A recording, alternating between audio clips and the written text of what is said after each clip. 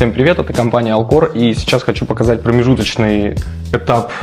Поставили вот такую шикарную перегородку на зажимном профиле.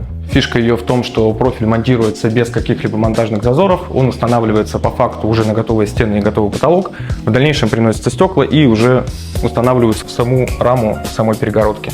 Также установлены скрытые двери компании Alcor, черный профиль, алюминиевый каркас полотна, пока еще не установлены ручки, скрытые дверные коробки и итальянская фурнитура.